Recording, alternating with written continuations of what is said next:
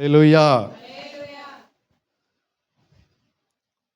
வாசிங்க மத்தேயு 6:33. முதலாவது தேவனுடைய ராஜ்யத்தையும் அவருடைய நீதியையும் தேடுங்கள். அப்பொழுது இவைகளெல்லாம் உங்களுக்கு கூட கொடுக்கப்படும். அல்லேலூயா. நம்முடைய வாழ்க்கையில கர்த்தர் நமக்கு செய்ய வேண்டிய காரியங்கள் அநேகம் உண்டு. நிறைய கர்த்தர் நமக்கு செய்ய வேண்டும் இல்லையா? நம்முடைய வாழ்க்கையில் அநேக பிரச்சனைகள், அநேக தேவைகள், அநேக விதமான போராட்டங்கள், குறைபாடுகள், நல்லது, இன்னும் ஆசீர்வாதங்கள், இப்படி நிறைய காரியங்கள் நம்முடைய வாழ்க்கையில் நடக்க வேண்டியது அவசியமாக இருக்கிறது. ஆகையினால ஆண்டவர் சொல்கிறார், முதலாவது இவைகளெல்லாம் உங்கள் வாழ்க்கையில் நடக்கணும் அப்படி சொன்னால், முதலாவது நீங்கள் எதை செய்யணும்? தேவனுடைய ராஜ்யத்தையும் அவருடைய நீதியையும் தேடுங்கள் என்று கர்த்தர் சொன்னார். இப்போ இன்றைக்கி நிறைய ஜனங்கள் கர்த்தரிடத்தில் வந்தோம், கர்த்தரிடத்தில் நன்மை பெறாமலே இன்றைக்கி வாழ்ந்து கொண்டு இருக்கிறாங்க. அதற்கு பல காரணங்கள் உண்டு. அதில் ஒரு காரணம் என்ன அப்படின்னு கேட்டால், முதலாவது தேவனுடைய ராஜ்யத்தை தேடாமல் இருப்பது ஒரு காரணம். அல்லேலூயா. இப்போ உதாரணத்துக்கு ஒரு குடும்பத்தில் நீங்கள் பார்த்தீங்கன்னு சொன்னால், அந்த குடும்பத்தில் எல்லாமே இருக்கும். ஜெபம் பண்ணுவாங்க, சபைக்கு போவாங்க, கர்த்தரை பாடுவாங்க, துதிப்பாங்க. ஆனால் முதலாவது தேவனுடைய ராஜ்யத்தை என்ன செய்ய மாட்டாங்க? தேட மாட்டாங்க. அல்லேலூயா. அப்போ முதலாவது தேவனுடைய ராஜ்யத்தை தேடுவது என்றால் என்ன அப்படின்னு சொல்லி நம்ம பார்க்கலாம். முதலாவது தேவனுடைய ராஜ்யத்தை தேடுவது அப்படி சொன்னால், சில குடும்பத்தில் நீங்கள் பார்த்தீங்கன்னு சொன்னால், எங்கள் அப்பா சொல்கிறது தான் நடக்கும், எங்கள் அப்பா என்ன சொல்கிறாரோ அதை மீறி நான் என்ன பண்ண மாட்டேன், செய்ய மாட்டேன்.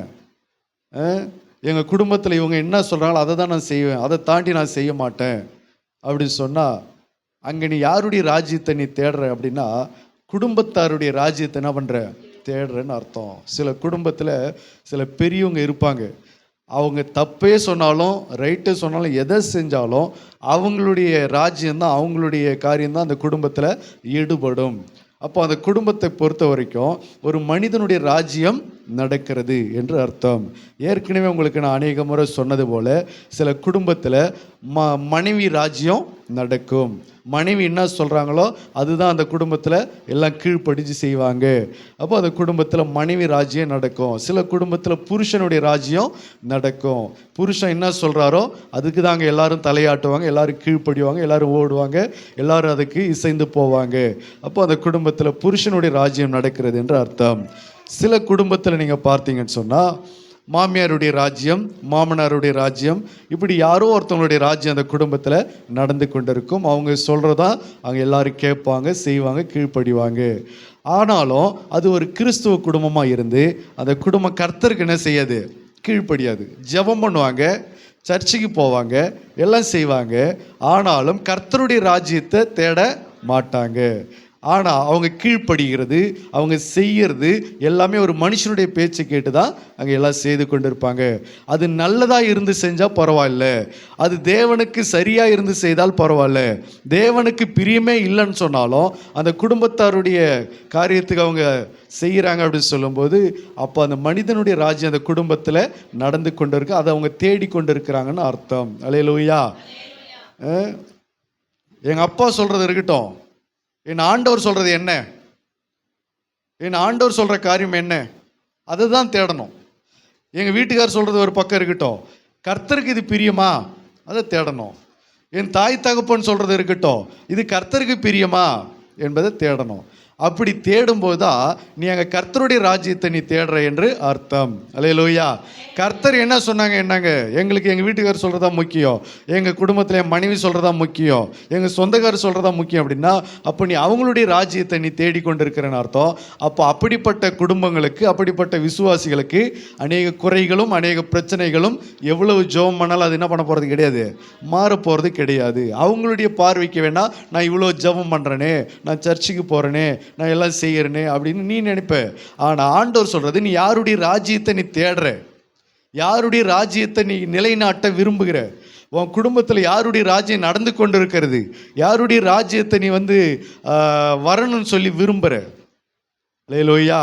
அப்போ குடும்பத்தில் பொறுத்த வரைக்கும் குடும்பத்தில் இப்படிப்பட்ட காரியங்கள், மனிதனுடைய ராஜ்யங்கள் குடும்பத்தை என்ன செய்து கொண்டிருக்குது? ஆளுகை செய்து கொண்டிருக்கிறது. இன்னைக்கு தேசத்தில் நீங்கள் பார்த்தீங்கன்னு சொன்னால், தேசம் ஒரு பக்கம், இவங்களுடைய ஆட்சி வரணும். இப்போ எலெக்ஷன் வரப்போகுது, இவர்களுடைய ஆட்சி தான் வரணும், அவர்களுடைய ஆட்சி தான் வரணும், அந்த கட்சிக்காரங்க தான் ஜெயிக்கணும், இந்த கட்சிக்காரங்க தான் ஜெயிக்கணும் என்று சொல்லி ஒரு பக்கம் மனிதனுடைய ராஜ்யத்தை, அரசியல்வாதிகளுடைய ராஜ்யத்தை மக்கள் தேடிக்கொண்டிருக்கிறாங்க. அல்லேலூயா. இன்னைக்கு நம்ம கூட அப்படி நினைக்கிறோமா? இவர் தாங்க ஜெயிக்கணும், அவர் தாங்க அரசியல் தலைவராக வரணும், அவர் தாங்க முதலமைச்சராக வரணும், அவர் தாங்க பிரைம் மினிஸ்டராக வரணும் அப்படி என்று சொல்லி ஒரு பக்கம் கிறிஸ்தவர்களாகிய நம்மளும் என்ன செய்கிறோம்? அவங்க வரணும், இவங்க வரணும், அவங்க தான் ஜெயிக்கணும், இவங்க தான் ஜெயிக்கணும் அப்படின்னு நாம் ஒரு பக்கம் போராடிக்கிட்டு இருக்கிறோம். ஆனால் வேதம் என்ன சொல்கிறது தெரியுமா? முதலாவது யாருடைய ராஜ்யத்தை நீங்கள் தேடுங்க. அந்த அரசியல்வாதி வந்தால் ஜெயிச்சா, இந்த கட்சி ஜெயிச்சா நமக்கெல்லாம் நல்லது, நமக்கெல்லாம் நன்மை செய்வாங்க, இந்த அரசியல் தலைவர் ஜெயித்தால் கிறிஸ்தவர்களுக்கு சப்போர்ட்டு கிடைக்கும், சபைகளுக்கு பாதுகாப்பு கிடைக்கும், இந்த அரசியல்வாதி ஜெயிச்சா நமக்கெல்லாம் நல்லது செய்வாங்க. அப்படிலாம் கிறிஸ்தவர்கள் என்ன செய்யக்கூடாது? கற்பனை பண்ணி கொண்டு இருக்கக்கூடாது. ஆண்டவர் நமக்கு கொடுத்த வார்த்தை என்ன அப்படின்னு கேட்டால், நீங்கள் முதலாவது யாருடைய ராஜ்யத்தை தேடணும்? தேவனுடைய ராஜ்யத்தை நீங்கள் தேடணும். உலகத்தில் யார் வேணாலும் யாருடைய ராஜ்யத்தை வேணாலும் தேடட்டும், குடும்பத்தில் யார் வேணாலும் யாரை தேடட்டும், ஆனால் கர்த்தருடைய பிள்ளைகள் எப்பவுமே முதலாவது யாருடைய ராஜ்யத்தை தேடணும்? தேவனுடைய ராஜ்யத்தை தேட கற்றுக்கொள்ள வேண்டும். அல்லேலூயா. அதுக்கு தான் ஆண்டவராக இயேசு கிறிஸ்து சொன்னார். மத்தேயு அதிலே 6ஆம் அதிகாரம் 10வது வசனத்தை வாசிக்கலாம். மத்தேயு 6:10. உம்முடைய ராஜ்யம் வருவதாக. பரமண்டல ஜெபத்தில் நமக்கு ஆண்டவர் சொல்லி கொடுத்த ஒரு காரியம், ரகசியம் என்ன அப்படின்னு கேட்டால், நீங்கள் ஜெபிக்கிற போது நீங்கள் என்ன சொல்லி ஜெபிக்கணும்னா, உம்முடைய ராஜ்யம் வருவதாக, உம்முடைய சித்தம் பரமண்டலத்திலே செய்யப்படுகிறது போல, பரமண்டலத்தில் செய்யப்படுகிறது போல பூமியிலும் செய்யப்படுவதாக. இப்படிதான் நமக்கு சொல்லி கொடுத்தாரு. அப்போ ஆண்டவர் ஜெபத்தில் எப்படி சொல்லி கொடுக்குறாரா? நீங்கள் யாருடைய ராஜ்யம் வரணும்னு சொல்லி நீங்கள் ஜெபிக்கணுமா? உம்முடைய ராஜ்யம் வருவதாக, தேவனுடைய ராஜ்யம் வருவதாக. நீங்க கிறிஸ்தவர்கள் நிறைய பேர் யாருடைய ராஜ்யம் வரணும்னு எதிர்பார்க்குறாங்கன்னா, யாரோ ஒரு அரசியல் தலைவர் ஜெயிச்சு அவங்க ராஜ்யம் வரணும், அவங்க ஆட்சி வரணும், அவங்க ஆட்சியில் வரணும்னு சொல்லி, அவங்க ஆட்சியில் வந்தால் தான் நமக்கெல்லாம் பாதுகாப்பு கிடைக்கும், நமக்கெல்லாம் நல்லது நடக்கும், நமக்கெல்லாம் ஒரு விமோச்சனம் கிடைக்கணும் என்று சொல்லி கிறிஸ்தவர்கள், மற்றவர்கள் செய்கிறது தப்பு இல்லை, அவங்க அது அறியாமல் செய்கிறாங்க. ஆனால் கிறிஸ்தவர்கள் முதற்கொண்டு இன்றைக்கி என்ன செய்கிறாங்க? அரசியல் தலைவர்கள் இன்னார் வரணும், இன்னார் வரக்கூடாது அப்படின்னு சொல்லி போராடி கொண்டு இருக்கிறாங்க. ஆனால் கிறிஸ்தவர்களுக்கு கர்த்தரால் பிறந்த கட்டளை என்ன அப்படின்னா, மனிதனுடைய ராஜ்யத்தை நீ தேடக்கூடாது. மனிதன் யாரை வேணாலும் யார் வேணாலும் ஆளுகை செய்யட்டும், யார் வேணாலும் ஆட்சிக்கு வரட்டும். ஆனால் கர்த்தருடைய பிள்ளைகளுடைய ஜபமும் கர்த்தருடைய பிள்ளைகளுடைய வாஞ்சையும் என்னவா இருக்கணும்னா, உம்முடைய ராஜ்யம் வருவதாக, கர்த்தருடைய ராஜ்யம் வருவதாக. அதை தான் சொல்றார். முதலாவது நீங்கள் யாருடைய ராஜ்யத்தை தேடணும்? தேவனுடைய ராஜ்யத்தை தேடணும். கிறிஸ்தவர்களாகி நமக்கு பாதுகாப்பு யாருக்கிட்ட இருந்து வரும்? கர்த்தர்கிட்ட இருந்து வருமா? அரசியல்வாதி கிட்ட இருந்து வருமா? சபைகளுக்கு பாதுகாப்பு யாருக்கிட்ட இருந்து வரும்? கர்த்தர்கிட்ட இருந்து தான் வரும். ஏன்னா சபை யாருடையது? கர்த்தருடையது. ஊழியம் கர்த்தருடையது. விசுவாசிகள் கர்த்தருடைய பிள்ளைகள். அப்போ இவர்களுக்கு எல்லாரும் இந்த உலகத்தில் பாதுகாப்பு வரணும்னு சொன்னால் கர்த்தர் தான் தரணும். கர்த்தர் தான் நம்மளை பாதுகாக்கணும், கர்த்தர் தான் நம்மளை அரவணைக்கணும். உன்னதமானவருடைய மறைவில் இருக்கிறவன் சர்வ வல்லவருடைய நிழலில் தங்குவான். அவர் தான் நம்மளை பாதுகாக்கணும். பகலில் பறக்க அம்புக்கும், இருளில் நடமாடும் கொள்ளை நோய்க்கும், மத்தியானத்தில் பாழாக்கும் சங்காரத்துக்கும், இதுக்கு எல்லாத்துக்கும் நம்மளை பாதுகாப்பது கர்த்தர் தான். அதை விட்டுட்டு இந்த அரசியல்வாதி வந்தால் நம்மளை பாதுகாப்பாங்க, அந்த அரசியல்வாதி வந்தால் பாதுகாப்பாங்க, இந்த கட்சிக்காரங்க ஜெயிச்சா பாதுகாப்பாங்க, அந்த கட்சிக்காரங்க ஜெயிச்சா பாதுகாப்பாங்க என்று சொல்லி இன்றைக்கி அநேக ஊழியக்காரர்கள், பிஷப்மார்கள், இன்றைக்கி பெரிய பெரிய கமிட்டி தலைவர்கள், ஊழியத்தில் இருக்கிற முன்னோடிகள், இவங்கெல்லாம் இன்றைக்கி யாருடைய ராஜ்யம் வரணும்னு சொல்லி, ஒரு மனிதனுடைய ராஜ்யம் வரணும்னு சொல்லி போராடி கொண்டு இருக்கிறாங்க. அதுக்கு மீட்டிங் வச்சு ஜெபம் பண்ணி கொண்டு இருக்கிறாங்க. இன்னார் ஆட்சிக்கு வரணும், இன்னார் ஆட்சிக்கு வரக்கூடாது அப்படின்னு சொல்லி. அது நம்மளுடைய வேலை கிடையாது. கர்த்தருக்கு சித்தமானவர் யார் வேணாலும் ஆட்சிக்கு வரட்டும். ஆனால் நாம ஜெபிப்பது யாருடைய ராஜ்யம் வரணும்னு சொல்லி? தேவனுடைய ராஜ்யம். அல்லேலூயா. ராஜாக்களுக்காக ஜெபம் பண்ண வேண்டியது நம்முடைய அவசியம், பிரபுக்களுக்காக ஜெபம் பண்ண வேண்டியது நம்முடைய அவசியம். அது நமக்கு தேவன் சொல்லி கொடுத்த காரியங்கள். அதிகாரிகளுக்கு ஜெபம் பண்ண வேண்டியது நம்முடைய காரியம். ஆனால் நமக்கு பிடிச்சவங்க இன்னார் வந்தால் நமக்கு பாதுகாப்பு கிடைக்கும், இன்னார் வந்தால் நமக்கு பாதுகாப்பு இருக்காது என்று சொல்லி ஒரு மனிதனுடைய ராஜ்யத்தை அண்டி தேடி அதில் நம்ம பிழைத்து கொள்ளலாம் என்று சொல்லி நம்ம என்ன செய்யக்கூடாது, இருக்கக்கூடாது. அல்லேலூயா. நம்ம யாருடைய மறைவில் தான் நம்ம பாதுகாப்பாக இருக்க முடியும்? யார் ஆட்சிக்கு வந்தாலும் நமக்கு பாதுகாப்பு இல்லை. கர்த்தருடைய பாதுகாப்பு கிடைத்தா மட்டும்தான் நமக்கு என்ன உண்டு, பாதுகாக்க முடியும். கர்த்தர் வீட்டை பாதுகாத்தாதான், கர்த்தர் வீட்டை கட்டினாதான் எப்படி வீடு கட்டப்படுமோ, கர்த்தர் நகரத்தை காத்தாதான் அது காக்கப்படுமோ, அதுபோல தேவன் ஒரு மனிதனை காக்க அவர் தவறிட்டார் என்று சொன்னால் அந்த மனிதனை என்ன செய்ய முடியாது, காத்துக்கொள்ள, காப்பாற்றிக்கொள்ள, ரட்சித்து கொள்ள முடியவே முடியாது. அல்லேலூயா. ஆண்டவர் சொல்கிறார், உன்னை காக்கும்படிக்கு நான் உன்னுடனே கூட இருக்கிறேன் என்று எரேமியாவுக்கு ஆண்டவர் சொன்னார். ஆகவே நம்மை பாதுகாக்கும்படிக்கு, இரவும் பகலும் நம்மை பாதுகாக்கும்படிக்கு, நம்மையும் நம்ம வீட்டையும் நம்ம குடும்பத்தையும் நமக்குண்டான எல்லாவற்றையும் வேலியடைத்து பாதுகாக்கும்படிக்கு யாருடைய ராஜ்யம் வரணும்? கர்த்தருடைய ராஜ்யம் வரணும். அதனால தான் ஆண்டவர் சொன்னார், முதலாவது நீங்கள் யாருடைய ராஜ்யத்தை தேடுங்க? தேவனுடைய ராஜ்யத்தை தேடுங்க. அல்லேலூயா. ரெண்டாவது, நீங்களே உங்கள் ராஜ்யத்தை என்ன பண்ணாதீங்க, நிலைநாட்ட விரும்பாதீங்க. உங்கள் குடும்பத்தில் நான் சொல்கிறதா நடக்கணும், எங்கள் குடும்பத்தில் நாம் வைக்கிறதா சட்டம், நான் சொல்கிறதா எல்லாம் செய்யணும், நான் சொல்கிறதா எல்லாம் கீழ்ப்படியணும்னு சொல்லி உங்கள் ராஜ்யத்தை நிலைநாட்டவும் விரும்பாதீங்க. ஒரு மனிதனுடைய ராஜ்யத்தை நீங்கள் தேடாதீங்க. நீங்கள் யாருடைய ராஜ்யத்தை தேடணும்? தேவனுடைய ராஜ்யத்தை தேட வேண்டும். அல்லேலூயா. ஆகையினால ஆண்டவர் சொல்கிறார், முதலாவது தேவனுடைய ராஜ்யத்தை நீங்கள் தேட வேண்டும். அப்போ இதை நம்ம ஆவிக்குரிய வாழ்க்கையில் இது நம்ம சரியாக இருக்கிறதா என்பதை நாங்கள் கவனிக்கணும். ஜெபம் இருக்குது, ஆனால் தேவனுடைய ராஜ்யத்தை அவங்க தேடாதவங்களா இருப்பாங்க. ஞானஸ்தானம் எடுத்தவங்களா இருப்பாங்க, ஆனால் தேவனுடைய ராஜ்யத்தை தேடாதவங்களா இருப்பாங்க. காணிக்கை போட்டு பாட்டு பாடி துதிச்சு ஆண்டவருடைய சபையில் ஐக்கியமுள்ளவங்களாக இருப்பாங்க, திருவிருந்தில் பங்குள்ளவர்களாக இருப்பாங்க, ஆனால் அவங்க தேவனுடைய ராஜ்யத்தை தேடாதவங்களாக இருப்பாங்க. எங்கள் சொந்தக்காரர் சொன்னாங்கன்னு செய்வாங்க, எங்கள் நண்பர் சொன்னாருன்னு செய்வாங்க. கர்த்தர் சொன்னாருன்னு அவங்க கீழ்ப்படுகிறதுக்கு ரெடியாக இருக்க மாட்டாங்க.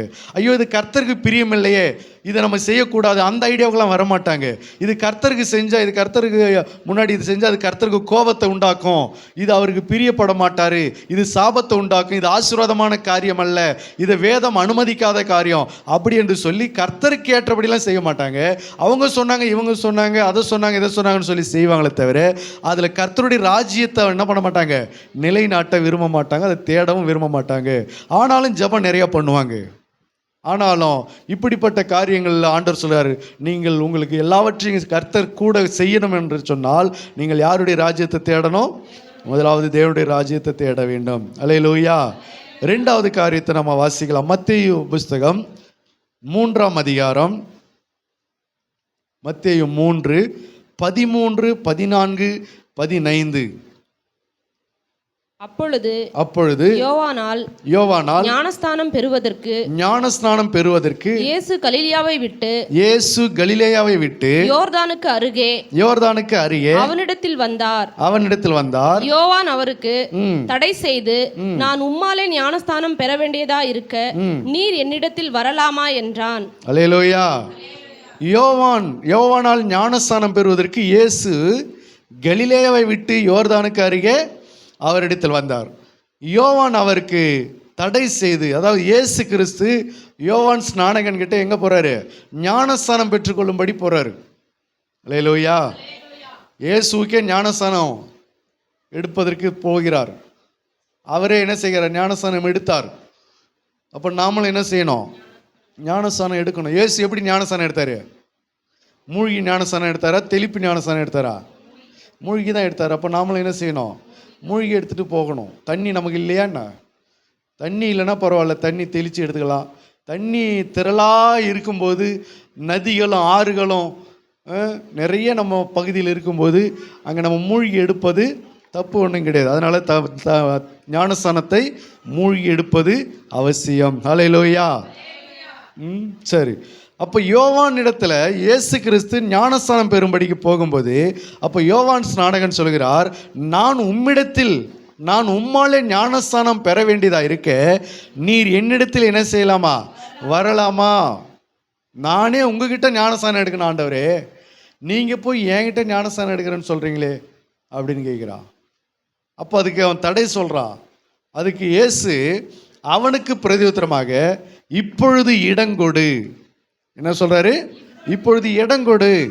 இப்படி எல்லா நீதியையும் நிறைவேற்றுவது நமக்கு ஏற்றதா இருக்கிறது என்றார். அப்பொழுது அவருக்கு இடம் கொடுத்தான். ஹல்லேலூயா. ஆண்டவர் என்ன கேட்குறாரு? இப்பொழுது இடங்கொடு. ஏன் அப்படின்னா, இப்படி எல்லா நீதியையும் நிறைவேற்ற வேண்டியது நமக்கு ஏற்றதா இருக்கிறது. ஹல்லேலூயா. ஆண்டவர் என்ன சொல்றாரு? எல்லா நீதியையும் நிறைவேற்றுவது நமக்கு ஏற்றது. கர்த்தருடைய பிள்ளைகளாகிய நமக்கும் கூட தேவன் நியமித்த எல்லா நீதியையும் நிறைவேற்றுவது நமக்கு அது ஏற்றதா இருக்கிறது. வேதாகமத்தில் அநேக நீதிகள் உண்டு. ஒரு நீதி ரெண்டு நீதி கிடையாது. வேதாகமத்தில் நிறைய நீதிகள் உண்டு. அதில் நிறைய தேவனுடைய நீதிகள் உண்டு. ரெண்டு நீதிகள் உண்டு உலகத்தில். ஒன்று தேவனுடைய நீதி, இன்னொன்று மனுஷனுடைய நீதி. அப்போ இந்த ரெண்டு நீதி இருக்கிறபடினால தான் வேதம் சொல்கிறது, ஆண்டவர் சொல்கிறார், நீங்கள் தேவனுடைய நீதி என்ன பண்ணுங்க? நிறைவேற்றுங்க. அப்போ மனுஷனுடைய நீதி என்ன அப்படின்னு சொன்னால், இப்போ உதாரணத்துக்கு இயேசு கிறிஸ்து சிலுவையில் அவர் தொங்கிக் கொண்டிருக்கிறார். சிலுவையில் தொங்கிக் கொண்டு தாகம் என்கிறார். என் தேவனே என் தேவனே ஏன் என்னை கைவிட்டீர் என்று சொல்கிறார். அப்பொழுது கீழே நிற்கிற மனுஷர்கள் என்ன சொல்றாங்க அப்படின்னா, அவர் கிறிஸ்துவா இருந்தா அவர் என்ன செய்யட்டும்? இறங்கி வரட்டு, சிலுவையிலிருந்து இறங்கி வா. அப்பொழுது நாங்கள் என்ன செய்கிறோம்? உங்களை விசுவாசிக்கிறோம், நம்புகிறோம். நீர் மேசியாவானால், நீர் தாவீதின் குமாரன் ஆனால், நீர் தேவனுடைய குமாரனே ஆனால், நீங்கள் சிலுவையிலிருந்து என்ன செய்யுங்க? இறங்கி வாங்க. நாங்கள் என்ன செய்கிறோம்? அதுக்கப்புறமா உங்களை கிறிஸ்து தான் என்று சொல்லி, மேசியா தான் என்று சொல்லி, தேவனுடைய குமாரன் என்று சொல்லி, தாவீதின் குமாரன் என்று சொல்லி, யூதருக்கு ராஜா என்று சொல்லி, நாங்கள் உம்மை நம்பி நாங்கள் என்ன செய்கிறோம்? ஏற்றுக்கொள்ளுகிறோம் என்று சொல்கிறார்கள். அல்லேலூயா. மனுஷர்கள் என்ன சொல்றாங்க? உங்களை முதல்ல நீங்க இறங்கி வாங்க, சிலுவையிலிருந்து நீங்க இறங்கி வாங்க, அதுக்கப்புறமா நாங்க உங்களை நம்புறோன்றாங்க. இது மனுஷனுடைய நீதி. அதுக்கப்புறம் இன்னொன்று சொல்றாங்க, எல்லாரையும் காப்பாத்தினாரு, தன்னைத்தானே என்ன பண்ணிக்கொள்ள முடியல, காப்பாற்றிக் கொள்ள முடியல அப்படின்னு சொல்றாங்க. இது மனிதனுடைய நீதி. இது மனிதனுடைய நீதி. ஆனால் தேவனுடைய நீதி என்ன அப்படின்னா, அவர் சிலுவையில் என்ன செய்யணும்? மரிக்க வேண்டும். சிலுவையில் எல்லாருடைய பாவங்களுக்காக அவர் மரித்து மூன்றாம் நாளில் என்ன செய்யணும்? உயிரோடு எழும்ப வேண்டும். இது யாருடைய நீதி? தேவனுடைய நீதி. அப்போ பரமண்டலத்தில் தேவனுடைய நீதி இயேசு கிறிஸ்து சிலுவையில் மரிக்க வேண்டும் என்று. ஆனால் மனிதனுடைய நீதி சிலுவையிலிருந்து நீங்கள் இறங்கி வா, நாங்கள் உங்களை என்ன செய்யறோம்? நம்புறோன்றாங்க. இப்போ இவர் எந்த நீதியை நிறைவேற்றணும்? அவர் எந்த நீதியை நிறைவேற்றுவதற்காக வந்தார்? தேவனுடைய நீதியை நிறைவேற்ற தான் வந்தார். அப்போ மனுஷனுடைய நீதி என்ன அப்படின்னா, நீங்கள் இறங்கி வாங்க, நாங்கள் நம்புறோன்றாங்க. அப்போ அவர் மனிதனுடைய நீதியை நிறைவேற்ற விரும்பல, தேவனுடைய நீதி தான் என்ன செய்தார்? நிறைவேற்றினார். ஹல்லேலூயா. இன்னொரு சம்பவத்தை உங்களுக்கு நான் சொல்றேன். லாசரு மரித்தப்ப இயேசு கிறிஸ்து வந்தார். அப்போ அநேக ஜனங்கள் அங்கே என்ன சொன்னாங்க அப்படின்னு கேட்டா, என்ன சொன்னாங்க? வாசிங்க பார்க்கலாம். யோவான் புஸ்தகம்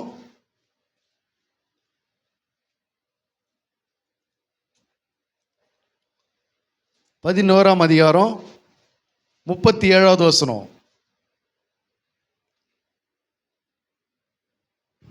அவர்களில் சிலர், குருடனுடைய கண்களை திறந்த இவர் இவனை சாகாமல் இருக்க பண்ணவும் இவனை சாகாமல் இருக்க பண்ணவும் கூடாதா என்றார்கள். அல்லேலூயா.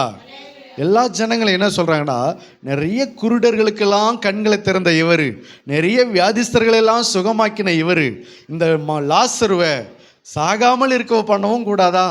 சாகாம வச்சிருக்க கூடாதா? சாகாம காப்பாத்திருக்கலாமே அப்படின்னு எல்லாரும் புலம்புறாங்க, அழுகுறாங்க. இது மனிதனுடைய நீதி. எத்தனையோ பேருக்கு அற்புதம் செஞ்சார், இவங்களை மட்டும் ஏன் சாக ஒப்பு கொடுத்தாரு? இவங்களை சாகாமல் இருக்க பண்ணவும் கூடாதா? என்பது மனிதனுடைய நீதி. ஆனால் தேவனுடைய நீதி என்ன? லாசரு மரித்து 4வது நாள் என்ன செய்யணும்? உயிரோடு எழுப்பணும் என்பது யாருடைய நீதி? தேவனுடைய நீதி. அப்போ எந்த நீதி தான் அவர் நிறைவேற்றினார்? தேவனுடைய நீதி தான் நிறைவேற்றினார். மனுஷர்கள் 1000 பேசுவாங்க, மனுஷர்கள் இப்படி சொல்லுவாங்க, நாளைக்கு ஒரு விதமாக பேசுவாங்க, நாளைக்கு ஒரு விதமாக பேசுவாங்க. ஆகையினால மனிதனுடைய நீதியை நிறைவேற்றுவது கர்த்தருடைய பிள்ளைகளுடைய கடமை அல்ல. இயேசு கிறிஸ்து மனிதனுடைய நீதியை நிறைவேற்ற வரல, அவர் தேவனுடைய நீதியை நிறைவேற்ற தான் வந்தார். அதனால தான் சொல்றார், தேவனுடைய நீதியை தேடுங்க என்று சொன்னார். ஏன் அப்படி சொன்னா, மனிதனுடைய நீதி என்னவா இருக்கிறது? ஏசாயா 64:6 வசனம் சொல்லுகிறது, மனிதனுடைய நீதி அழுக்கான கந்தையை போல் இருக்கிறது என்று சொல்லி. வாசிங்க 64:6. இதோ முன்பாக எழுதியிருக்கிறது, நான் மௌனமாயிராமல் சரிக்கு சரி கட்டு. 64:6. நாங்கள் தீட்டானவர்கள் போல இருக்கிறோம், எங்களுடைய நீதிகள் எல்லாம் அழுக்கான கந்தையை போல இருக்கிறது. எங்களுடைய நீதிகள் எல்லாம் என்னவா இருக்கிறது? அழுக்கான கந்தையை போல் இருக்கிறது என்று சொல்கிறார். அப்ப மனிதனுடைய நீதி என்னவா இருக்கிறது? அழுக்கான கந்தை. அதனால தான் ஆண்டவர் சொல்றாரு, இந்த உலகத்துல மனிதனுடைய நீதி ஒன்று இருக்கிறது, அவங்க எப்படி வேணாலும் பேசுவாங்க. இயேசு கிறிஸ்து ஒரு முறை என்ன சொன்னார்? பேதுரு சீஷர்களை பார்த்து, நான் பிரதான ஆசாரியர்களால் வேதபாரகரால் நான் என்ன செய்ய வேண்டியதாக இருக்கிறது? பாடுபட வேண்டியதாக இருக்கிறது. நான் மிகுந்த பாடுபடணும், சிலுவையில் அடிக்கப்பட வேண்டும். இப்படிப்பட்ட சிலுவையின் மரணத்தை குறித்து அவர் முன்கூட்டியே சீஷர்கள் இடத்துல என்ன பண்ணுறாரு? அந்த காரியத்தை பகிர்ந்து கொள்கிறார். அப்போ சீஷர்களில் பேதுரு ஒருத்தன் என்ன செஞ்சான்? அவரை கூட்டிக்கிட்டு போயிட்டு அவரை கடிந்து கொண்டானா, ஆண்டவரே இது உமக்கு நேரிடக்கூடாது அப்படி என்று சொல்லி. இது மனிதனுடைய நீதி. ஆண்டவரே இதெல்லாம் உங்களுக்கு நடக்கக்கூடாது, நீங்கள் தேவனுடைய குமாரன், அதை மறந்துட்டு பேசுறீங்களா அப்படி என்று சொல்லி அது மனிதனுடைய நீதியில் அவன் பேசுகிறான். ஆனால் கர்த்தருடைய நீதி என்னது? அவர் மரிக்கத்தான் வேண்டும். அல்லேலூயா. அப்போ இயேசு கிறிஸ்து எந்த இடத்திலுமே மனிதனுடைய நீதி அவர் என்ன பண்ணல? நிறைவேற்றல. மனிதனுடைய நீதியை அவர் செய்ய விரும்பல. மனிதர்கள் 1000 பேசினாலும் சரி, மனிதர்கள் என்ன செஞ்சாலும் சரி, மனிதர்கள் எந்த மாதிரி அவங்க நம்மளை கேள்வி கேட்டாலும் சரி, அவருடைய நீதியெல்லாம் இங்கே நிறைவேற்றுவதற்கு தேவன் வரல, இயேசு கிறிஸ்து வரல.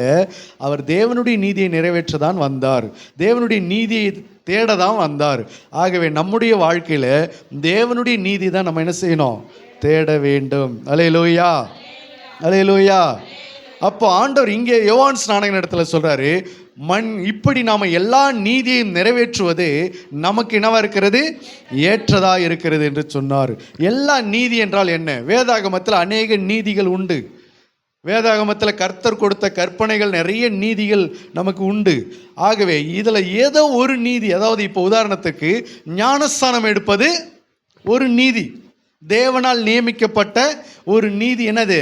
ஞானஸ்தானம் எடுப்பது. திருவிருந்து ராபோஜன பந்தியில கலந்து கொள்வது, அதை பஸ்கா பண்டிகையாக அது சபையில் நம்ம ஆசரிப்பது, அது தேவனுடைய நீதி. நான் ஞானஸ்நானம் எடுப்பேன், ஆனால் திருவிருந்தை என்ன பண்ண மாட்டேன், எடுக்க மாட்டேன்னு சொன்னால் நீ ஒரு நீதி தான் நிறைவேற்றுகிற, இன்னொரு நீதி என்ன செய்யல? நிறைவேற்றவில்லை. அல்லேலூயா. நான் ஞானஸ்நானம் எடுப்பேன், நான் திருவிருந்து எடுப்பேன், ஆனால் நான் வார வாரம் சபைக்கு வர மாட்டேன் அப்படின்னு சொன்னால் நீ 2 நீதி தான் நிறைவேற்றி இருக்கிற. இன்னும் 3வதா சொல்லப்பட்ட சபை கூடி வருதலை விட்டு விடாதீர்கள் என்று சொன்ன அந்த நீதி நீ என்ன பண்ணல? நிறைவேற்றவில்லை. அல்லேலூயா. நான் சபைக்கு வருவேன், ஆனால் மாசத்துல ஒரு முறை தான் வருவேன் அப்படின்னு சொன்னா, நீ வாரந்தோறும் கூடி வருகிற சபையை நீ மாசத்துக்கு ஒரு முறை தான் நான் செய்வேன்னு உன்னுடைய சுய நீதிக்கு நீ கொண்டு போகிற காரியங்கள் அது தகாததா இருக்கிறது. ஆகவே தேவனுடைய நீதியில் அநேகம் உண்டு. ஞானஸ்தானம் எடுப்பது ஒரு நீதி, திருவிருந்து எடுப்பது ஒரு நீதி, சபை கூடி வருதலை விட்டு விடாதிருப்பது ஒரு நீதி. இப்படி ஒவ்வொரு நீதி வேதாகமத்தில் உண்டு, சபைகளிலே உண்டு, ஆவிக்குரிய ஜீவியத்தில் உண்டு. இப்படி எல்லா நீதியை நிறைவேற்றுவது நமக்கு என்னவா இருக்கிறது? ஏற்றதா இருக்கிறது. அல்லேலூயா. ஒரு கடன் பிரச்சனை, ஒரு வியாதி, ஒரு குடும்ப பிரச்சனை அப்படின்னு சொன்னா, அந்த குடும்ப பிரச்சனைக்கு பல நீதிகளை கர்த்தர் வச்சிருப்பார். ஒரு குடும்ப பிரச்சனை சரி பண்ணுறதுக்கு ஒரே நீதியை கர்த்தர் சபையில் வேதாகமத்தில் வச்சிருக்க மாட்டார். அதுக்கு பல நீதிகளை, பல வழிகளை வச்சிருப்பார். அப்படி எல்லா நீதிகளையும் நீ என்ன செய்யணும், நிறைவேற்றும் போது அந்த குடும்ப பிரச்சனையை சரிப்படுத்த முடியும். ஏதோ ஒரு கல்லில் அடித்து ஒரு மாங்காய் கொண்டு வர மாதிரி ஏதோ ஒரு பரிகாரத்தை செஞ்சு ஒரு பிரச்சனையை சரி பண்ண முடியாது. ஒரு பிரச்சனைக்கு பல காரியங்கள் உண்டு, பல நீதிகள் உண்டு. அப்போ ஒரு நீதியை நிறைவேற்றிட்டு இன்னும் பிரச்சனை சரியாகலை அப்படி கேட்கறது அறிவின்மை. அல்லேலூயா. அப்போ ஒரு பிரச்சனைக்கு எத்தனை நீதிகளை கர்த்தர் காண்பிக்கிறாரோ அத்தனை நீதிகளை என்ன செய்யணும், நீ நிறைவேற்றணும். இப்படி எல்லா நீதியை நிறைவேற்றுவது நமக்கு ஏற்றதா இருக்கிறது. ஒரு கர்த்தருடைய பிள்ளைகள் ஞானஸ்தானம் எடுப்பது ஒரு நீதி, சபைக்கு போவது ஒரு நீதி, பாடல் பாடுவது ஒரு நீதி, ஆராதிப்பது ஒரு நீதி, துதிப்பது ஒரு நீதி, ஜெபிப்பது ஒரு நீதி. நான் வாரந்தோறும் சபைக்கு போவானா ஜெபமே பண்ண மாட்டேன் அப்படின்னா அங்கேயும் ஆண்டவர் சொல்றாரு, இப்படி எல்லா நீதி என்ன செய்யணும், நீ நிறைவேற்ற. நான் சபைக்கு தான் வருவேன், ஜெபம் பண்ண மாட்டேன் அப்படி சொல்லக்கூடாது. நீ ஜெபம் பண்ணுகிற அது ஒரு நீதி, அதையும் நீ நிறைவேற்றணும். நான் ஜெபம் பண்ணுவேன், உபவாசிக்க மாட்டேன் அப்படி சொல்லக்கூடாது. உபவாசிக்கிறது கர்த்தர் ஆவிக்குரிய ஜீவித்தில் ஒரு நீதியை வச்சிருக்கிறாரு. அந்த நீதி நீ என்ன பண்ணணும், நிறைவேற்றணும். நான் எல்லாம் செய்வேன் ஆனால் பிச்சைக்காரங்களுக்கு பிச்சை கூட கொடுக்க மாட்டேன் அப்படின்னா அதுவும் தேவன் நியமித்த நீதி. ஒரு கர்த்தருடைய பிள்ளைகளுடைய வாழ்க்கையில் தான தர்மம் பண்ணுவது ஒரு நீதி, பிச்சை கொடுப்பது ஒரு நீதி. அல்லேலூயா. ஒருத்தவங்களுக்கு இரக்க குணம் காட்டுவது ஒரு நீதி, ஒரு உதவி செய்வது நீதி, நன்மை செய்வது நீதி. அல்லேலூயா. இப்படி எல்லா நீதியையும் நிறைவேற்றுவது நமக்கு என்னவா இருக்கிறது, ஏற்றதா இருக்கிறது. சில பேர் சபைக்கு வருவாங்க, சபையில் எதையுமே தூசு எடுத்து துரும்புல என்ன பண்ண மாட்டாங்க, போட மாட்டாங்க. கேட்டால் நான் சர்ச்சுக்கு மட்டும் தான் வருவேன், எந்த வேலையும் செய்ய மாட்டேங்க. பணிவிட வேலை, சபையில் பணிவிட வேலை ஒரு நீதி ஆண்டவர் வச்சிருக்கிறாரு. சாமுவேல் கர்த்தருக்கு முன்பாக என்ன செய்து கொண்டிருந்தான், பணிவிடை செய்து கொண்டிருந்தான்னு வேதத்தில் பார்க்கிற 1 சாமுவேல் புஸ்தகத்தில். அப்போ சாமுவேல் கர்த்தருக்கு முன்பாக பணிவிடை செய்து கொண்டிருந்தான். அப்போ பணிவிடை செய்கிற கர்த்தருடைய பிள்ளைகளுக்கு பணிவிடை செய்கிற ஒரு நீதி இருக்கிறது. நான் குனிய மாட்டேன், நான் நிமிர மாட்டேன், சபையில் யாரோ செய்யட்டும் எதுக்கோ செய்யட்டும் அப்படி போகக்கூடாது. உன்னுடைய நீதி அங்கேயும் இருக்கிறது. ஆண்டவர் சொல்கிறார் அதுதான், இப்படி எல்லா நீதி நீ என்ன செய்யணும், நிறைவேற்ற வேண்டும், அது நமக்கு ஏற்றதாக இருக்கிறது என்று சொன்னார். ஊழியம் செய்வது ஒரு நீதி. நான் சபைக்கு தான் வருவேன், ஊழியம்லாம் செய்ய மாட்டேன், யாருக்கும் போய் எந்த ஆத்மாவுக்கும் ஆண்டவரை பற்றி சொல்ல மாட்டேன், எந்த ஆத்மாவையும் நான் சர்ச்சுக்கு கூப்பிட மாட்டேன், எந்த ஆத்மாவுக்கும் நான் இயேசு குறித்து பேச மாட்டேன் அப்படின்னு சொன்னால் அந்த நீதி நீ என்ன பண்ணணும், நிறைவேற்றணும். நீ நிறைவேற்றாமல் இருக்கக்கூடாது. அல்லேலூயா. சில பேர் சர்ச்சுக்கு தான் வருவேன், நான் ஆண்டவரை தான் தொழுது கொள்வேன், நான் பாஸ்டரெல்லாம் மதிக்க மாட்டேன், ஊழியக்காரெல்லாம் என்ன செய்ய மாட்டேன், மதிக்க மாட்டேன் அப்படின்னா அது ஒரு நீதி. உன்னை நடத்துகிற ஊழியக்காரனை நீ என்ன பண்ணணும், கனப்படுத்தணும். அவர்களை நீ அசட்டை பண்ணக்கூடாது. உன்னை கனம் பண்ணுகிறவன் என்னை கனம் பண்ணுகிறான். தேவன் நியமித்த அது ஒரு நீதி. உன்னுடைய சபை மேய்ப்பனை, உன்னுடைய ஊழியக்காரனை நீ கனப்படுத்தி அவர்களுக்கு நீ பணிவிடை செய்வது, உபசரிப்பது, இது ஒரு நீதி. ஆண்டவர் அதுதான் சொல்றார், இப்படி எல்லா நீதியை நிறைவேற்றுவது நமக்கு என்னவா இருக்கிறது, ஏற்றதா இருக்கிறது.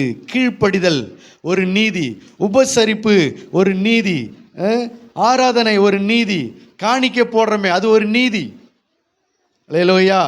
காணிக்கை போடுறது வெறும் நம்முடைய ஆசீர்வாதத்துக்காக மட்டுமல்ல, அது தேவன் நியமித்த, சபையில் நியமித்த ஒரு நீதி. அந்த நீதியை நம்ம என்ன செய்யணும், நிறைவேற்ற வேண்டும். இன்னைக்கு விசுவாசிகளுடைய நிலைமையை பார்த்தீங்கன்னா ஏதோ ஒரு நீதி செய்கிறாங்க, இன்னொரு நீதி என்ன பண்ண மாட்டேங்கிறாங்க, செய்ய மாட்டேங்கிறாங்க.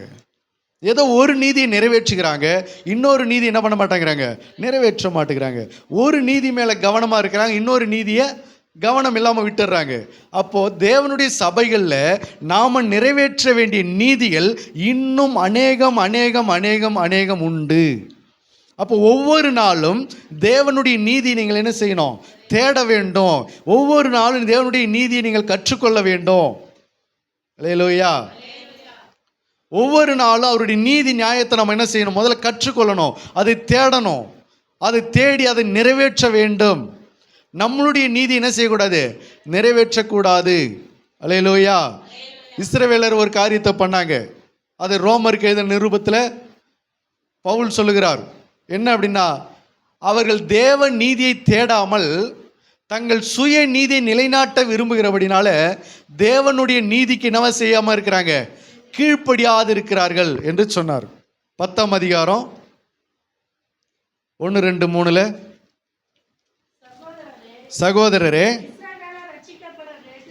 இஸ்ரவேலர் ரட்சிக்கப்பட வேண்டும் என்பதே என்னுடைய இருதயத்தின் விருப்பமும் நான் தேவனை நோக்கி செய்யும் விண்ணப்பமா இருக்கிறது. ம் ம் ம் ம் அது அறிவுக்கேற்ற வைராக்கியம் அல்ல. நல்லா படிச்சுங்க, ஆனால் மைக்கில் படிக்காம விட்டீங்க. 3வது வசனம் சொல்கிறது, எப்படி என்றால் அவர்கள் தேவ நீதியை அறியாமல் தங்கள் சுய நீதியை நிலைநிறுத்த தேடுகிறபடியால் தேவ நீதிக்கு கீழ்ப்படியாதிருக்கிறார்கள். ரோமர் 10:3. ஹல்லேலூயா. ஆகினால அவர்கள் தேவ நீதியை தேடாம தங்கள் சுய நீதியை நிலைநிறுத்த விரும்புகிறபடினால தேவ நீதிக்கு என்ன செய்யலையா? கீழ்ப்படியவில்லை. ஹல்லேலூயா. தேவ நீதிக்கு கீழ்ப்படிய வேண்டும் என்று சொன்னால் தேவனுக்கு நம்ம காத்திருக்கிறவர்களாக இருப்போம், தேவனிடத்தில் பொறுமை உள்ளவர்களாக இருப்போம், தேவனுடைய காரியங்களை செய்கிறவர்களாக இருப்போம், கீழ்ப்படுகிறவர்களாக இருப்போம். இன்றைக்கி நிறைய பேர் அது மேலே கவனம் இல்லை. நான் சொல்கிறது தான் நடக்கணும், நான் என்ன நினைக்கிறேன் அதுதான் நிறைவேறணும், நான் விரும்புகிறது தான் நடக்கணும். திருமண விஷயத்தில் தேவனுடைய நீதிக்கு கீழ்ப்படுகிறோமா, நம்ம நீதி நிலைநாட்ட விரும்புகிறோமா? திருமண காரியத்தில் தேவனுடைய நீதின்னு ஒன்று இருக்கிறது, உலகத்தின் மனுஷனுடைய நீதின்னு ஒன்று இருக்குது. கல்யாணத்தை இப்படி தான் பண்ணணும் அப்படின்னு தேவனுடைய நீதின்னு ஒன்று இருக்குது. இன்றைக்கி யார் கிறிஸ்தவங்க, எந்த கிறிஸ்தவங்க தேவனுடைய நீதியின்படி கல்யாணத்தை நடத்த விரும்புகிறாங்க? தங்கள் சுய நீதியின்படி தான் என்ன பண்ணுறாங்க? கல்யாணத்தை நடத்த விரும்புகிறாங்க, கல்யாணத்தை பொண்ணு பார்க்க விரும்புகிறாங்க, மாப்பிள்ளை பார்க்க விரும்புகிறாங்க. அதனால் அவங்க அதில் ஃபெயிலியராக பார்க்குறாங்க, தோல்வியை சந்திக்கிறாங்க, பிரச்சனைகளை சந்திக்கிறாங்க. ஆனால் அவங்க யார்? அவங்க கிறிஸ்தவங்க தான், ஜெபிக்கிறவங்க தான். ஆனால் திருமண காரியத்தில் ஜெபம் பண்ணி திருமணம் நடத்துவாங்க. ஆனால் பொண்ணு பார்க்கறது எப்படி பார்க்கணும், தேவனுடைய நீதியை தேட மாட்டாங்க. கல்யாணத்தை எப்படி நடத்தணும், தேவனுடைய நீதி தேட மாட்டாங்க. மாப்பிள்ளை எப்படி செலக்ட் பண்ணணும், தேவனுடைய நீதியின்படி தேட மாட்டாங்க. அல்லேலூயா. பொண்ணு இவங்களுக்கு பிடிச்ச மாதிரி இருக்கணும், இவங்களுக்கு ஏற்றபடி இருக்கணும், இவங்க குடும்பத்துக்கு ஏற்றபடி இருக்கணும். மாப்பிள்ளை இவங்களுக்கு பிடிச்ச மாதிரி இருக்கணும், இவங்களுக்கு ஏற்றபடி இருக்கணும். அதுதான் சுய நீதி, அதுதான் இந்த உலகத்தின் நீதி, அதான் மனுஷனுடைய நீதி. பாஸ்ட் 1000 சொல்லுவார், பைபிள் 1000 சொல்லட்டும், இப்படி தான் பொண்ணு பார்க்கணும். 1000 பொய் சொல்லியாவது என்ன பண்ணணும், ஒரு கல்யாணத்தை நடத்தணும். இது மனுஷனுடைய நீதி. அதனால தான் இப்போ 1000 பிரச்சனை சந்திக்கிற. 1000 பொய் சொல்லி ஒரு கல்யாணத்தை பண்ணுற, அப்புறம் குடும்பத்தில் கல்யாணம் பண்ணதுக்கப்புறம் 1000 பிரச்சனை 2000 பிரச்சனை சந்திக்கிற. என்ன காரணம்? நீ தேவனுடைய நீதியை தேடாம உலகத்தாருடைய நீதி, சுய நீதி நீ நிலைநாட்ட விரும்புகிறபடினால நீ செஞ்ச காரியத்தில் பல பிரச்சனைகளை சந்திக்கிற. அல்லேலூயா. வேதத்தில் பார்க்கணும், பொண்ணு எப்படி பார்த்தாங்க, மாப்பிள்ளை எப்படி பார்த்தாங்க. பொண்ணு மாப்பிள்ளை பார்க்குற விஷயத்தில் வேதம் என்ன ஆலோசனை சொல்லுகிறது, அந்த நீதி நீ தேடணும். அல்லேலூயா. பிள்ளைகள் விஷயத்தில் பிள்ளைகளை குறித்த காரியம் வேதத்தில் என்ன சொல்லப்படுகிறது? ஏன் என் பிள்ளை அடங்காத போகிறான், ஏன் என் பொண்ணு அடங்காத போகுது, ஏன் என் பிள்ளை என் குடும்பத்துக்கு அது பிரச்சனையாக இருக்கிறது, ஏன் என் பிள்ளைகள் என் குடும்பத்துக்கு அது மன வேதனை கொடுக்கிறது. பிள்ளையை பெற்று ஒரு பக்கம் ஒரு குரூப்பு பிள்ளை இல்லாமல் அழுவுது, இன்னொரு குரூப்பு பிள்ளை பெற்றுட்டு அழுவுது. இது என்ன கதை இது சொல்லுங்க பார்க்கும். ஒரு குரூப்பு பிள்ளையே இல்லைன்னு சொல்லி அழுதுன்னு இருக்குது, இன்னொரு குரூப்பு பிள்ளையை பெற்று வச்சுட்டு அதை வச்சுன்னு சமாளிக்க முடியாமல் அழுவுது, இன்னொரு குரூப்பு ஆம்பளை பிள்ளை இல்லைன்னு அழுவுது. இதெல்லாம் என்ன நியாயம் இது? அப்போ இவங்கெல்லாம் எதை தேடலை? தேவனுடைய நீதியை தேடலை. அப்போ தேவனுடைய நீதியை தேடினால் நமக்கு பிரச்சனைகள் கொஞ்சம் என்ன பண்ணலாம், சமாளிக்கலாம், சரி கட்டலாம். பிள்ளைகளை வளர்க்க வேண்டிய விஷயங்கள், பிள்ளைகளை அவருடைய காரியத்தை குறித்த காரியங்கள் எல்லாம் நீதி இந்த வேதாகமத்தில் சொல்லப்பட்டு இருக்கிறது. அப்போ எல்லா மனோவா என்ன செஞ்சு கேட்டான் ஆண்டவரிடத்தில், ஆண்டவரே நீர் சொல்லும்போது இந்த பிள்ளை பிறக்கும்போது இந்த பிள்ளை நான் எப்படி வளர்க்கணும், எப்படி நடத்தணும் அவன் கேட்குறான். அப்போ பிள்ளைகளை குறித்த நீதி நீதிமொழிகள் புத்தகத்தில் நிறைய சொல்லப்படுகிறது. பிள்ளையானவனை எப்படி நடத்தணும், அவனுக்கு என்ன சொல்லிக் கொடுக்கணும், எப்படி அவனை வழி நடத்தணும், அந்த நீதிகள்லாம் இங்கே வேதத்தில் இருக்குது. அதை பற்றிலாம் இங்கே நம்ம கவலைப்படுகிறது இல்லை. நம்ம இஷ்டப்படி நம்ம நீதியின்படி பிள்ளைகளை நடத்திட்டு நாளைக்கு பிள்ளைகள் அடங்கலை, பிள்ளைகள் நாளைக்கு குடும்பத்துக்கு அவமானத்தை கொண்டு வந்துட்டாங்க, அசிங்கத்தை கொண்டு வந்துட்டாங்க, பிரச்சனையாக இருக்கிறாங்க, ஒழுங்காக படிக்கலை, ஒழுங்காக வேலைக்கு போகலை அப்படின்னு சொல்லி புலம்புனா என்ன செய்யறது? அதுக்கு தான் சொல்லுது, எல்லா நீதியும் என்ன செய்யணும், நிறைவேற்ற வேண்டும். எங்கள் வீட்டுக்காரர் அடங்கவே மாட்டேங்கிறாரு, எங்கள் வீட்டுக்காரர் சொல்கிற பேச்சை கேட்க மாட்டேங்கிறாரு, எங்கள் வீட்டுக்காரர் எனக்கு ஒரு பெரிய மன வேதனையாக இருக்கிறாரு, எங்கள் வீட்டுக்காருக்காக நானும் எவ்வளோ ஜெபம் பண்ணி பார்க்குறேன், எங்கள் வீட்டுக்காரர் ஏன் மனம் திரும்பலை, என்ன காரணம்? தேவனுடைய நீதியின்படி உன் புருஷனை ஆதாயப்படுத்த பார்க்குறியா, இல்லை உன் சுய நீதியின்படி உன் புருஷனை ஆதாயப்படுத்த பார்க்குறியா? தேவனுடைய நீதியின்படி உன் குடும்பத்தை சரிகட்ட பார்க்குறியா, உன் சுய நீதியின்படி குடும்பத்தை சரிகட்ட பார்க்குறியா? குடும்ப பிரச்சனையாகட்டும், புருஷனுடைய பிரச்சனையாகட்டும், மனைவி பிரச்சனையாகட்டும், பிள்ளைகள் பிரச்சனையாகட்டும், சபை பிரச்சனையாகட்டும், எல்லாவற்றிற்கும் எந்த நீதி உண்டு? தேவனுடைய நீதி உண்டு. அப்போ தேவனுடைய நீதியை தேடும்போது தான் அதுலேருந்து நீ வெளியில் வர முடியும். நீ உலக நீதியின்படியும் மனுஷனுடைய நீதியின்படியும் இப்படியெல்லாம் வேலை செஞ்சால் தான் பிழைக்க முடியும், இப்படியெல்லாம் வாழ்ந்தால் தான் சம்பாதிக்க முடியும், இப்படியெல்லாம் லஞ்சம் வாங்கினா தான் சேர்த்து வைக்க முடியும், பணக்காரன் ஆக முடியும் என்று சொல்லி நீ உன்னுடைய சுய நீதியில் நீ வாழ்கிற மனிதன் என்று சொன்னால் அங்கே நீ வேதனை தான் என்ன பண்ண முடியும்? சந்திக்க வேண்டியதாக இருக்கும். அதனால தான் சொல்கிறாரு, இப்படி எல்லா நீதியையும், ஜெபம் என்கிற ஒரு நீதி மட்டுமல்ல, வாரந்தோறும் சபைக்கு போகிற ஒரு நீதி மட்டுமல்ல, உபவாசிக்கிற என்பதை ஒரு நீதி மட்டுமல்ல, துதிக்கிறோம் ஆராதிக்கிறோம் அப்படின்ற அந்த ஒரு நீதி மட்டுமல்ல, இப்படி எல்லா நீதியையும் நிறைவேற்றுவது நமக்கு என்னவா இருக்கிறது? ஏற்றதா இருக்கிறது என்று சொன்னார். நீங்கள் உங்கள் வாழ்க்கையில் ஒரு நீதி நிறைவேற்ற போகிறீங்களா, இன்னும் எல்லா நீதியும் நிறைவேற்ற போகிறீங்களா? எல்லா நீதியும் நிறைவேற்ற நினைச்சிங்கன்னா கண்டிப்பாக கர்த்தர் உங்களுக்கு அதில் ஒரு தீர்வை கொடுப்பார். எந்த பிரச்சனையில் நீங்கள் அகப்பட்டிருந்தாலும் கர்த்தருடைய சொல்லுகிற எல்லா நீதிக்கு நீ கீழ்ப்படிஞ்சு அந்த நீதியின்படி அதை சமாளிக்க, அதை சரிகட்ட நீ யோசனையாக இருப்பாய் என்று சொன்னால் கர்த்தர் நிச்சயமாகவே உன் பிரச்சனையிலிருந்து உன்னை என்ன பண்ணுவார்? விடுதலையாக்குவார். அது குடும்ப பிரச்சனையாகட்டும், அது எந்த மனப்பிரச்சனையாகட்டும், பிள்ளைகள் பிரச்சனையாகட்டும், புருஷனுடைய பிரச்சனையாகட்டும், அது எப்பேற்பட்ட தலைபோற பிரச்சனையாக இருந்தாலும் சரி, கர்த்தருடைய நீதி எல்லாவற்றையும் நீ நிறைவேற்றும் போது, ஒரு நீதியாக நீ தேடி கண்டுபிடிச்சி அதுக்கு கீழ்ப்படியும் போது கர்த்தர் நிச்சயமா அதில் உனக்கு என்ன பண்ணுவார்? வெற்றியை கொடுப்பார், அதில் சமாதானத்தை கொடுப்பார், அதில் ஒரு முடிவை கொண்டு வருவார். இப்படி நம்ம ஒரு நீதிக்கு கீழ்ப்படிஞ்சு மற்ற 99 நீதி, உலக நீதியும் மனுஷனுடைய நீதியும் சுய நீதியிலும் நம்ம வாழ்வோம் என்று சொன்னால் கர்த்தர் நமக்கு என்ன செய்ய முடியாது? நன்மை செய்ய முடியாது. அல்லேலூயா. நம்ம எதற்காக அழைக்கப்பட்டிருக்கிறோம் என்று சொன்னால், ஞானஸ்தானம் எடுத்துகிட்டு ஊர் சுற்றுறதுக்காக அல்ல, வாரம் சர்ச்சுக்கு வந்துட்டு நம்ம இஷ்டப்படி வாழறதுக்கு அல்ல. எல்லா நீதியையும் குடும்பத்திலேருந்து, வேலை செய்கிற இடத்துலேருந்து, சம்பாதிக்கிற வருமானத்திலேருந்து, விவசாயத்திலேருந்து, ஆடு மாடுகள் காரியத்திலேருந்து, எல்லா பிள்ளைகள் விஷயத்திலேருந்து, எல்லாவற்றிலும் தேவனுடைய நீதியை தேடி அதன்படி வாழ்வதற்காக தான் நாம் அழைக்கப்பட்டிருக்கிறோம், அபிஷேகம் பண்ணப்பட்டிருக்கிறோம், நம்ம தண்ணீரில் மூழ்கி ஞானஸ்நானம் பெற்றிருக்கிறோம். ஆகவே இப்படி எல்லா நீதியை நிறைவேற்றுவது நமக்கு ஏற்றதாக இருக்கிறது என்று நம்முடைய ஆண்டவராக இயேசு கிறிஸ்து கற்றுக் கொடுத்தார். எல்லா நீதியை நிறைவேற்றுவோம். கர்த்தர் நம்மை ஆசீர்வதிப்பாராக. ஆமேன்.